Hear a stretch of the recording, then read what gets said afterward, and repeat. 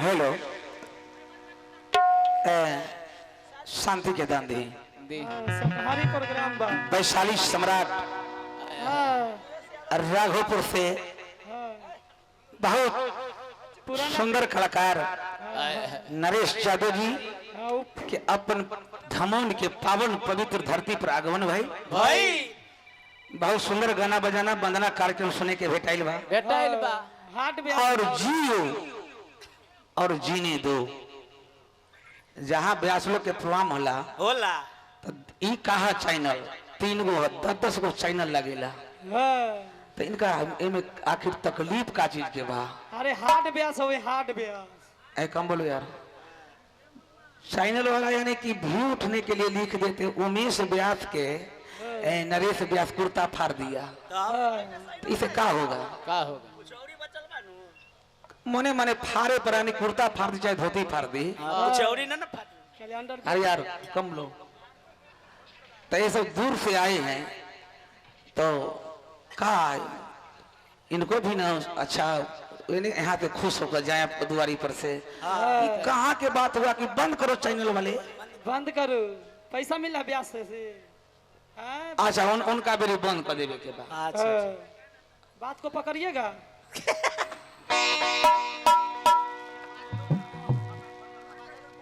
जियो और जीने दो कहाँ का बात हुआ जी चलो उनसे मुल्का से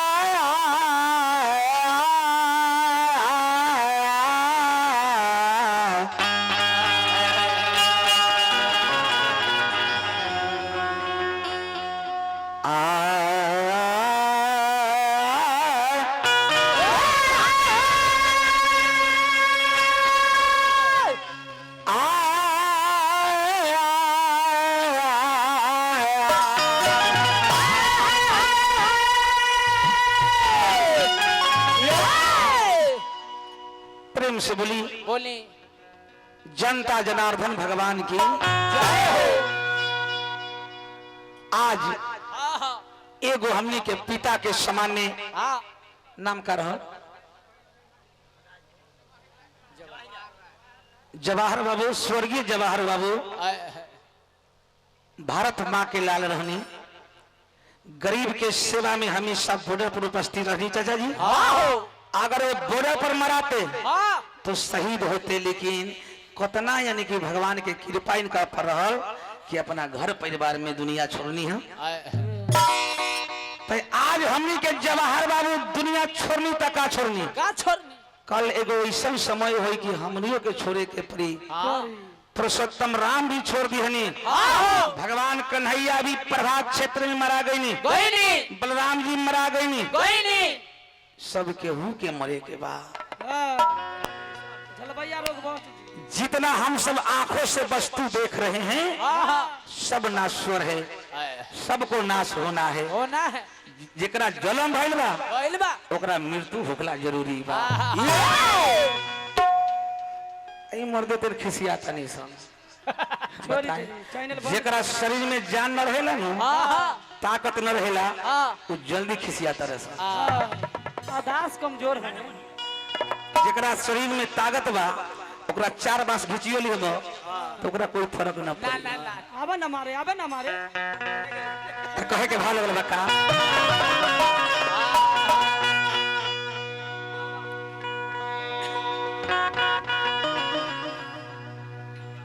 बेटा बेटी महलियां तारी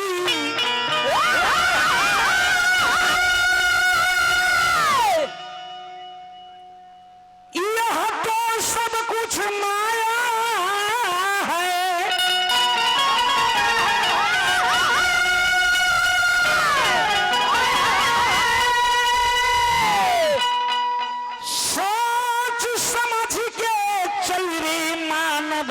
सब बिल्कुल छाया।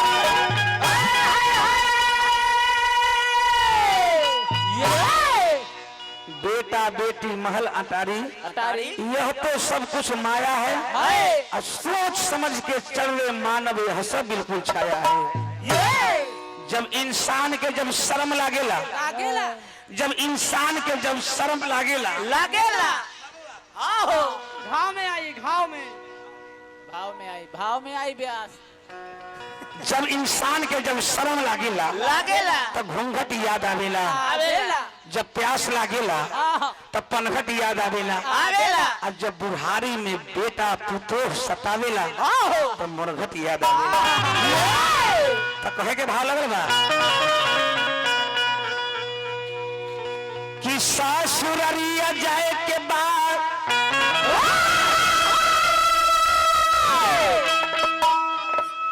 बलम नगरिया जाए के बाद ये मृतलोक हसे नैहर है। ससुरारी परम पिता परमेश्वर के लगे बाबा जी कि सासुररिया जाए के बाद बलम नगरिया जाए के बाद तो एक दिन छूट जाई अतरिया सासुररिया जाए के बाद।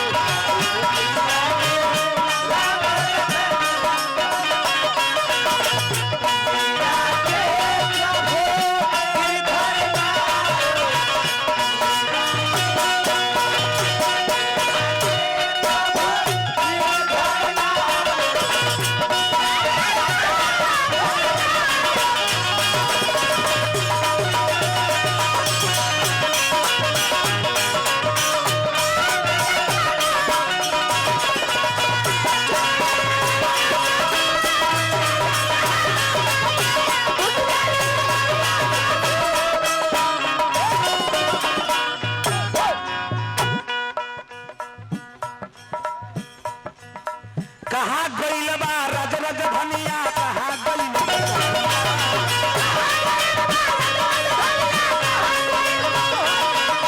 कहाँ गइल बा रे रज रज धनिया, कहाँ गइल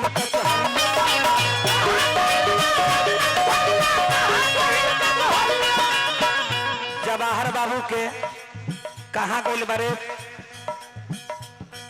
नौकरी वाला पैसा, कहाँ दुनिया छूट गइल बरे सब।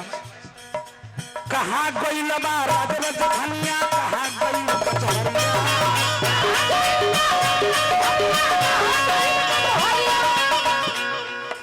एक दिन ओढ़ के जइबा भैया, एक दिन ओढ़ के जइबा भैया ललकी चुनर में एक दिन छुपा जाइबा करिया कटहरिया।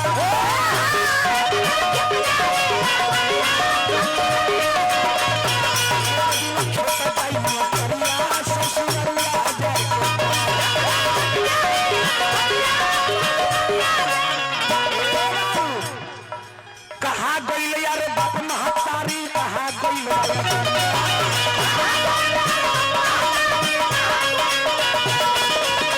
हो सकी लेकिन माई बाबू धरती पर बानी आ बाल बच्चा मर जाता। गइले यारे बाप महतरिया कहा गइले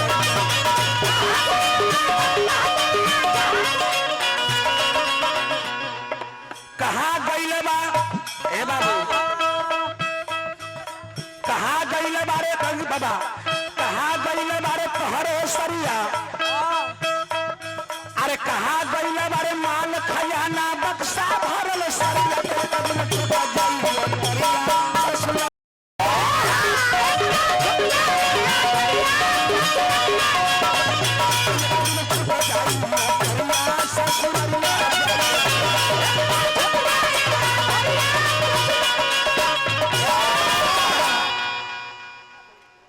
चलिए अमन कुमार जी अमन कुमार यादव जी 1000 रुपए के पुरस्कार देनी पढ़ लिख अमन बाबू पीएम सीएम डीएम बनिए राजा बन के राज करस आम चली कथा कहानी पर ध्यान देने के बाद से पहले एगो निर्गुण से सेवा होता अब बड़ा दर्दनाक कहानी हमारे चरण में रखे महाभारत के कहानी दुर्योधन के वध मास्टर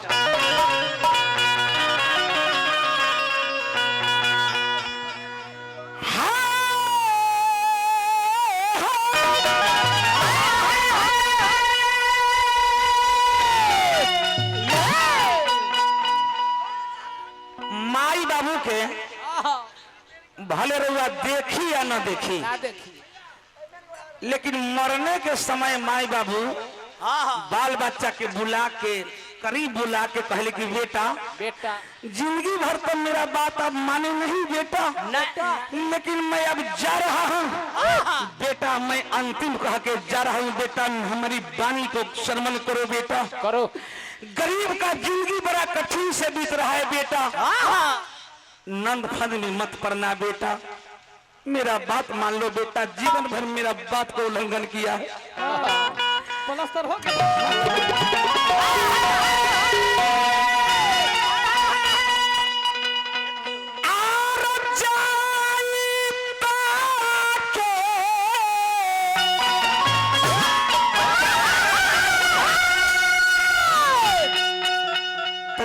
उठा दो मेन के नरेश बाबू टुनटुन बाबू बहुत दिन आप ठेका बजाए गंगा के पार में दुइयो गो ठेकाईता था आप और लाल बहादुर चा लेकिन खिसिया बताए छाम न छट्टा रहरी के दाल में मिली खट्टा ये तो मेरा दुआरी पर है कुछ बोलेंगे नहीं कुछ लोग गर्जियन बोल रहे कि उमेश जी गलती सलती बात नहीं बोलना है उसमें नंगरा को गाड़ी बके ना यही धरती पर तो टुनटुन चाह अगर हमारा कोई गाड़ी बके सब छोड़ देंगे हमारा गाँव है तो क्या है लौंडा बदनाम हुआ नसीबन तेरे लिए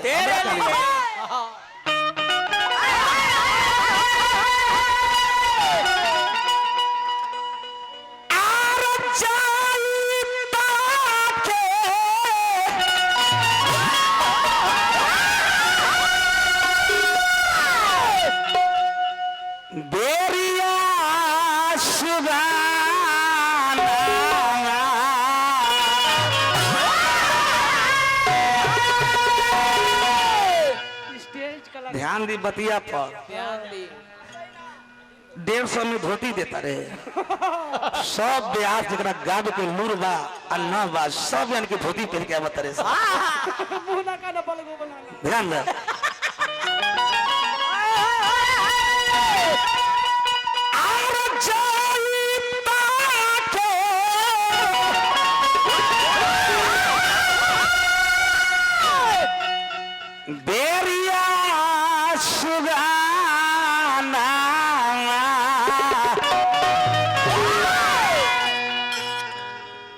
मिठीर बोलिया बोलो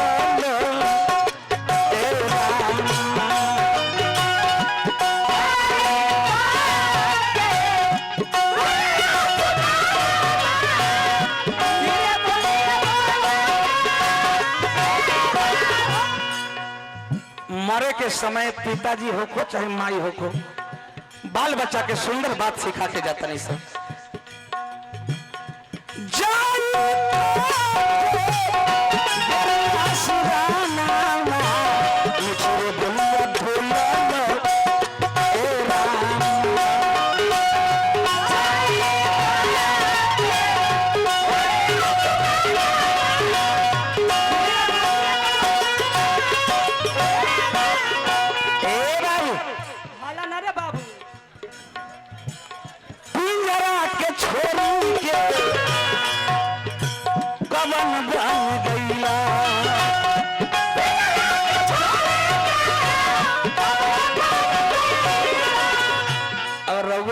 मालिक हैं, हम नौकर हैं।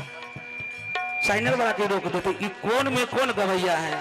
बिहार से लोग चैनल वाला के पैसे जहाँ की भरत शर्मा जी आते हैं, पवन सिंह आते हैं, तो 150-200 कैमरा लगा रहता है। यही सब दुरुपयोग कर रहे हैं। स्टेज स्टार है। पिंजरा के छोड़ के पवन बन गइया।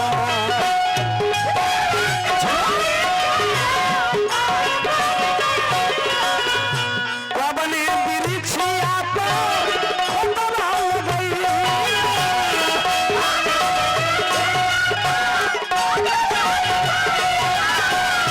पवन बिरिछिया पे खतरा लगइया।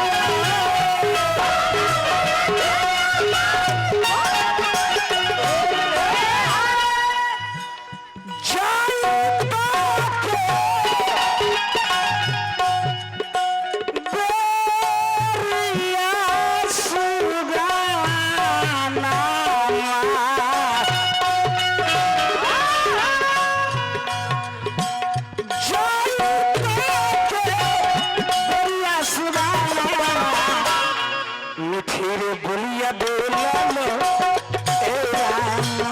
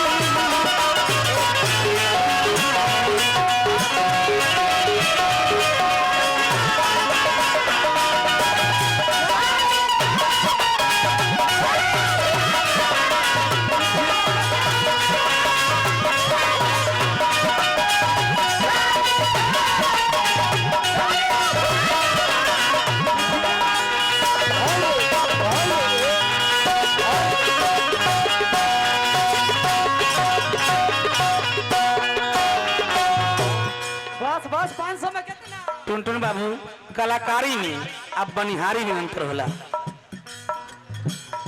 कौन कसूरा हमके भूल गईला।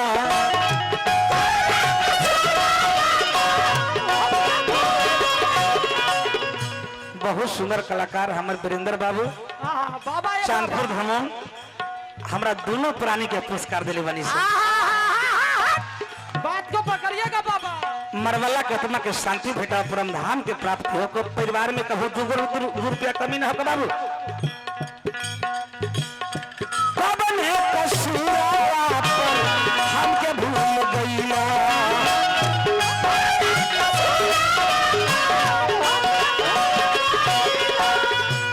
जवाहर बाबू के सुपुत्र कहत रे, काहे खातिर बेटा के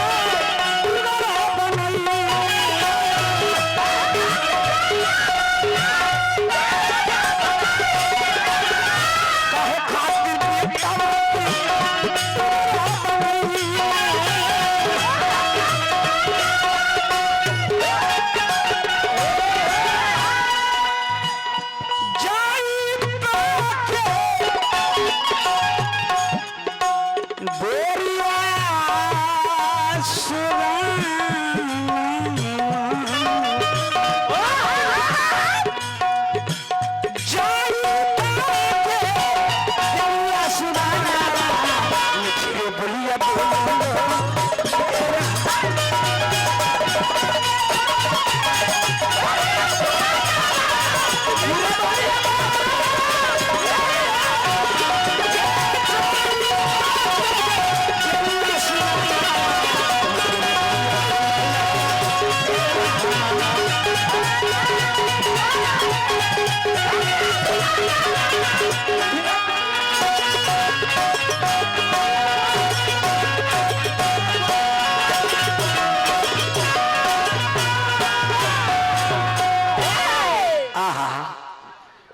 हमनी के पिताजी बाप बाप न होले, अपने मतारी मतारी न होली, अपने बहिन बहिन न होली, अपने बेटी बेटी न होली।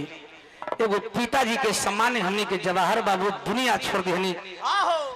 कहानी के शीर्षक बा दुर्योधन वध महाभारत के लड़ाई तजी बड़ा दर्दनाक कहानी है। कोनो प्रकार के टूटी हुई क्षमा करे, ध्यान देना।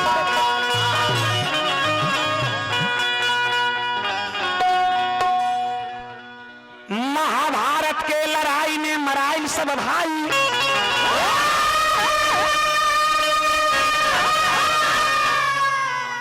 सौ भाई कारक 5 भाई पांडव।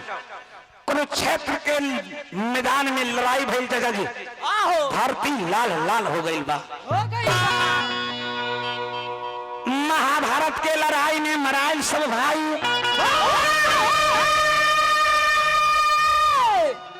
माथ पर हाथ धाके दुर्योधन बकबकाई,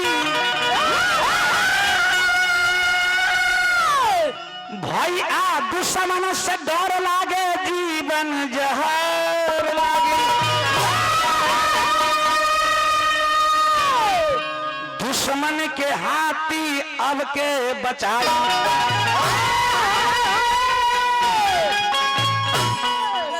ध्यान दो, कुरुक्षेत्र के मैदान में पांडव कौरव के बीच जब लड़ाई भई, 2 4 10 15 20 करते करते कौरव के सेना उड़ा गई। पांडव 5 के 5 बच गई। जब दुर्योधन के पांडव से विजय पाने की आशा समाप्त हो गई, आशा जब समाप्त हो गई, जहर के तरफ बोल हो गई, आंख लाल लाल,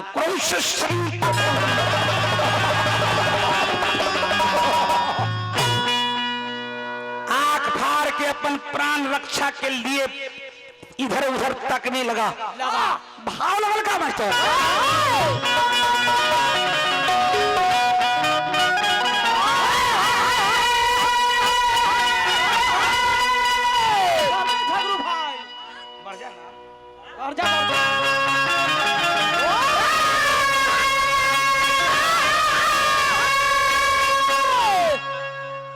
आरे बदनामा का पर लागल बीरवन के,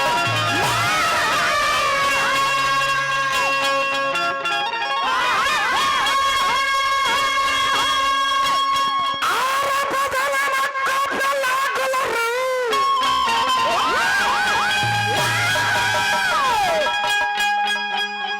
आरे बदनामा का पर लागल रे, बदनामा का पर लागल बीरवन।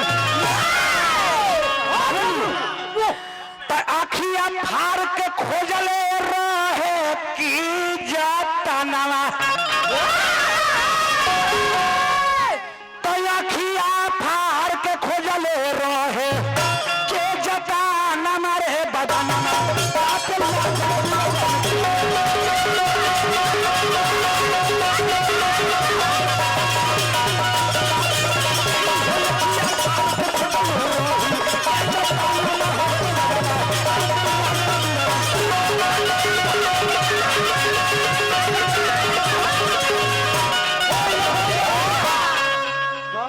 भोजपुरिया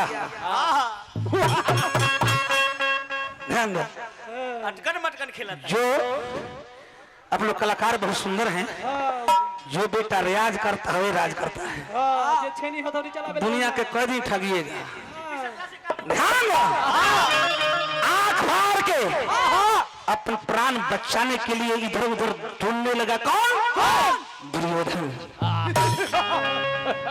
कहीं जब उपाय न लगल तो कहले कि जीवन भर अपना पिता को बात को मैं उल्लंघन किया, लेकिन मुझे प्राण रक्षा के बारे में मेरे पिताजी बताएंगे। एक खातिर सजना न जराना, माँ बाप को बात का भी कटना जरूरत नहीं। और जो माँ बाप को गर्जियन को जो बच्चा ठगते हैं तो जीवन भर ठगाते रहते हैं। भाव लगल का अरे दुर्योधन चलल अपन शरणमा कल हम जातनी पिता के लगे जीवन रक्षा के बारे में पिताजी जरूर बताइए बाबा जी तो दुर्योधन चलो लमन पिता के चरणमा चलो लमन पिता के चरणमा पिता के चरणमा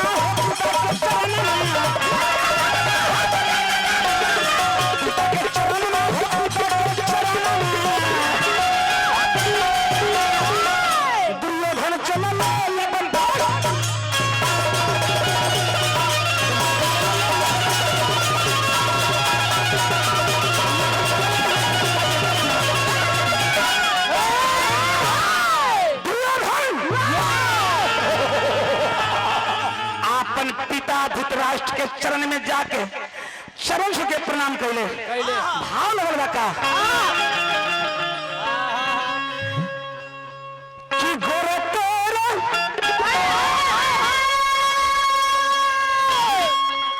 लगिया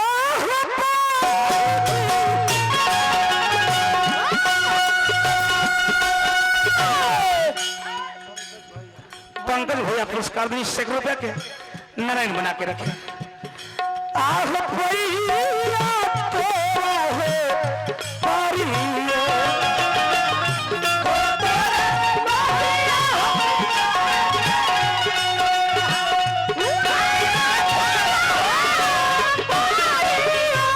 पैसा कम देवे के बाद गोरा तोरा सब दे दीजिए ना सब दीजिए दे दी धन है ये करियर खराब हो जाए गोरा तोरा लगिए हो पिताजी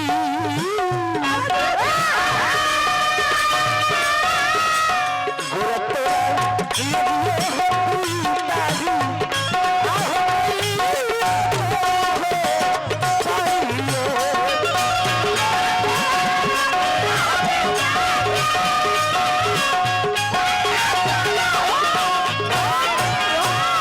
पूरा के पूरा रुपया पुरस्कार देनी अरवा का नाम हो ने बकू के बकू आइल बा मंगल यादव जी फतेह के पुरस्कार देनी हम नारायण बना के रखे पैसा बचा के रखे के बाद झगड़ू में दुर्योधन अपना पिता धृतराष्ट्र के चरण छू के प्रणाम कैनी कल पिताजी अब हमारे सारा भाई प्रभु सेवा सब लड़ा गए पिताजी मुझे प्राण रक्षा के बारे में बताइए पिता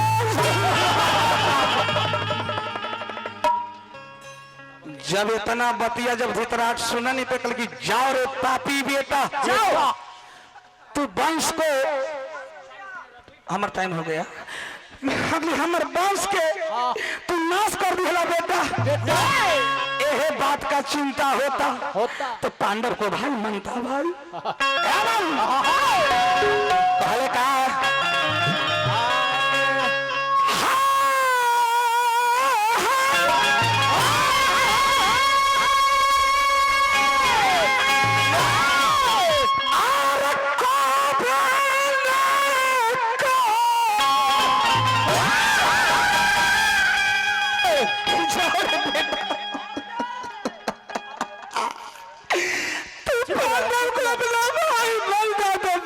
देखने को नहीं मिलता बेटा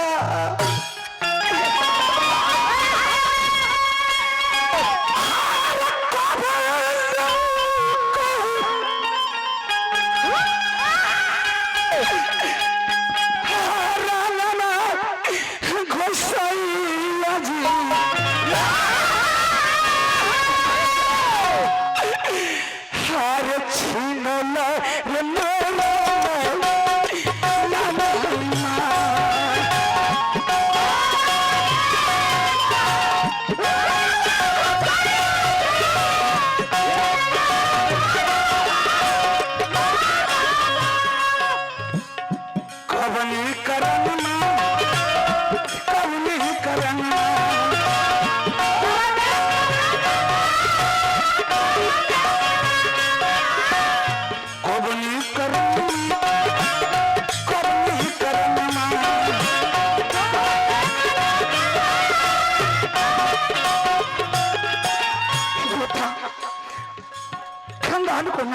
बेटा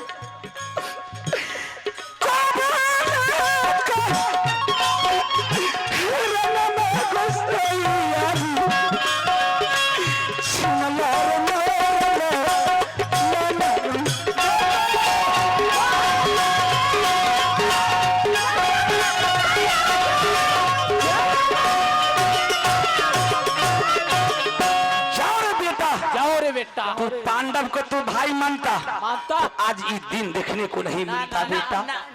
जाओ रक्षा के लिए। तुम्हारी माँ शादी से अंधी बन चुकी है। जाओ, जाओ। वो सती साध्वी है, वही प्राण रक्षा के बारे में बता देगी। हमार कथा जे रह गई कथा जे जय बोले के हो एक बाद आज श्राद्ध के प्रोग्राम में चटनी चोखा आगे हुई है तब अच्छे से गए। ध्यान मास्टर जय बोले के है कि हमसे क्या भी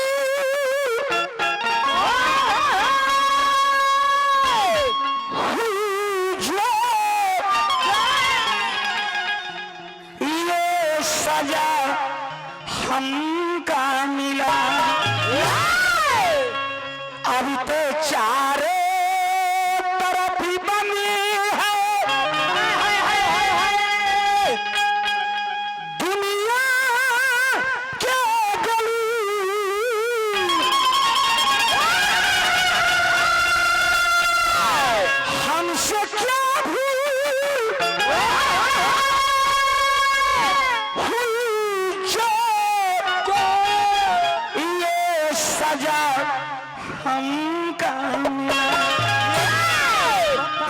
भगवान के नाम लेवे के बाद तो श्री सीताराम राधे श्याम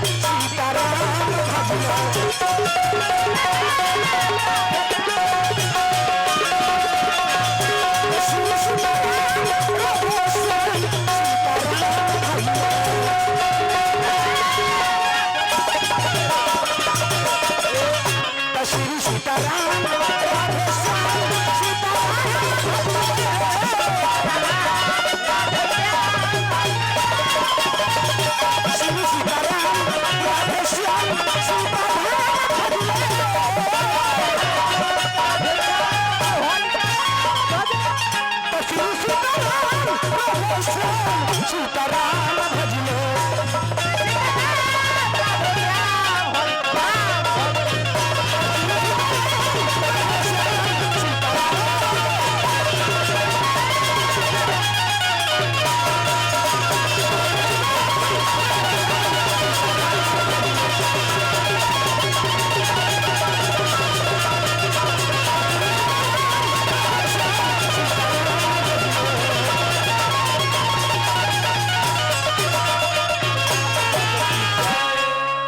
अब हमारे बड़े भाई सब नरेश बाबू से सेवा ली प्रेम से बली श्रोता भगवान की जय।